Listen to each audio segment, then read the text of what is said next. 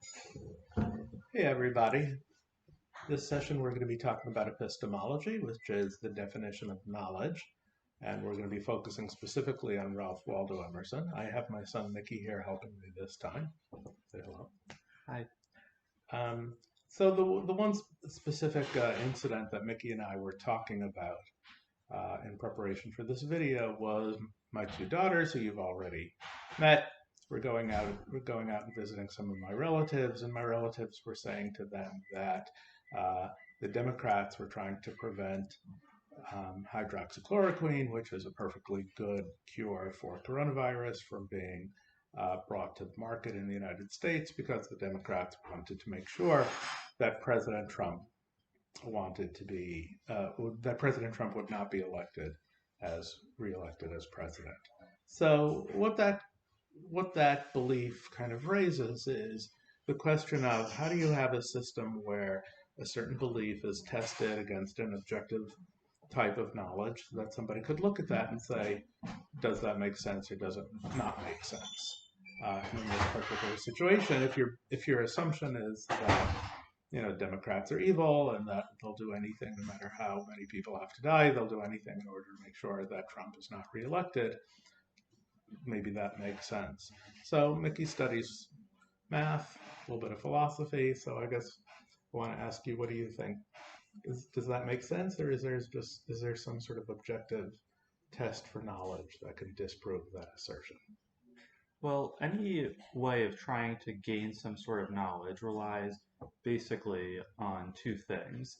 You have to have certain axioms, certain beliefs that you accept as true, and you also have to have certain methods of extrapolating from those axioms.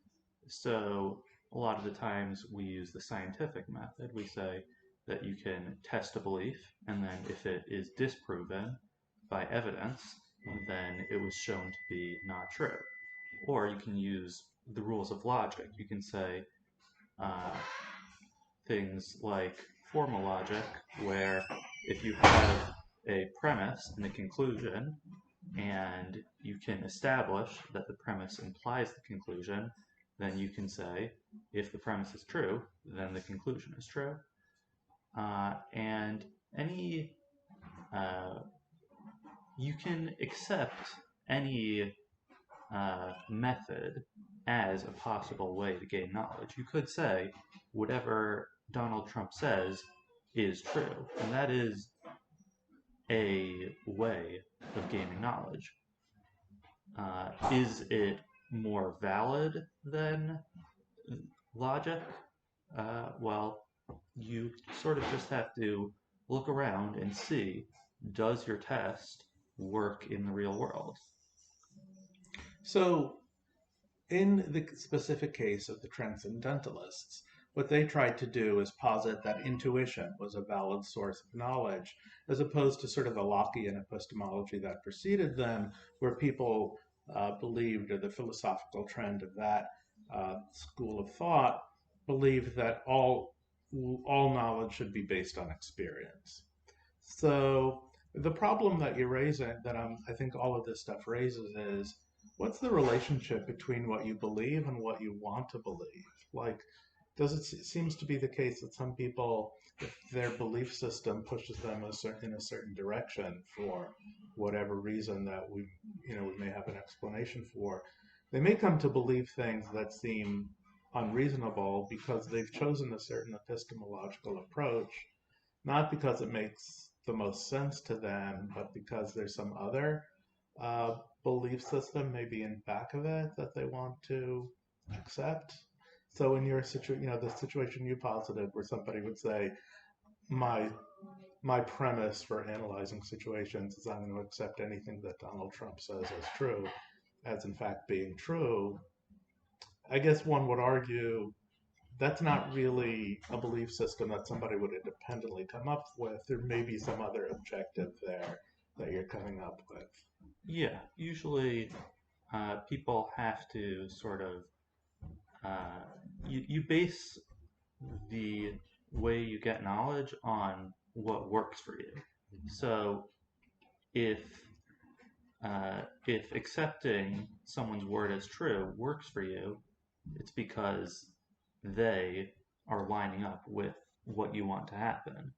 And so it's good for you if what they say is true. And so you're more willing to accept it.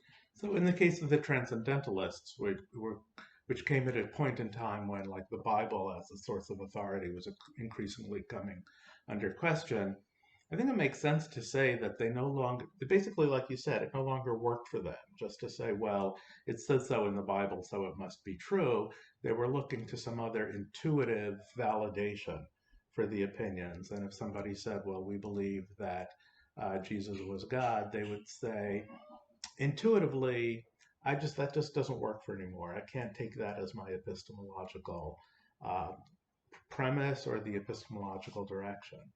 So, what this shows is that epistemology really serves as foundational for not only um,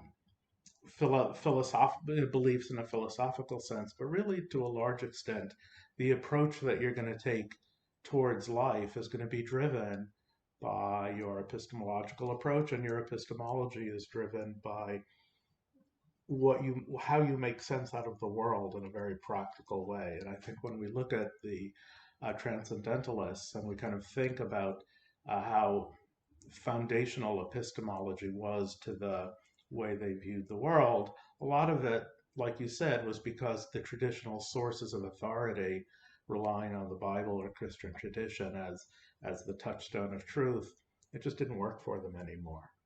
Yeah.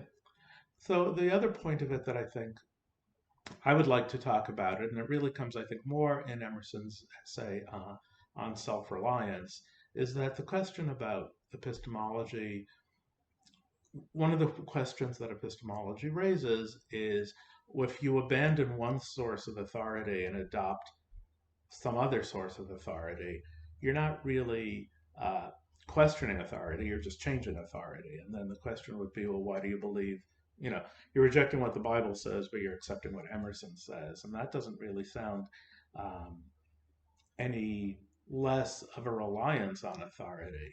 So, one of the things that we see in Emerson is that just in terms of one's own self growth, what he tries to do is recommend to people that not only that intuition be their guide, but that they work at it. What they try to do is come up with ways to be more in touch with themselves, to use a modern terminology. And if you look at what he says about how a person should um, structure their professional life, for example, so he says that um, instead of coming out of college and getting one job and making that your profession, what you should do is do a little bit of this and a little bit of that. And I think there what he's trying to say is that by coming into exposure with a larger number of primary examples of how the worlds work, learning, increasing exposure to different types of people, different classes of people, different areas of the world, different industries. What you can then do is develop a broader number of tests that can enable you to question authority and say, this doesn't make sense to me that this authority is accurate because I've been in a number of different situations, and that theology or ideology just doesn't really explain enough of them. So I think that what Emerson does in terms of learning, in terms of training oneself, how to view the world and how to become in touch with one's own intuitive sense, is consistent with how he's viewing epistemology. That instead of just sort of swapping sources of authority, what he's trying to do is teach people how to teach themselves. And that's the purpose of those aspects of his writing that emphasize personal growth, really relate to the epistemological objectives that he's trying to have people achieve. Well, thanks a lot, Mickey. That was a really good discussion. I appreciate it. Look forward to seeing all you guys in class. Take care.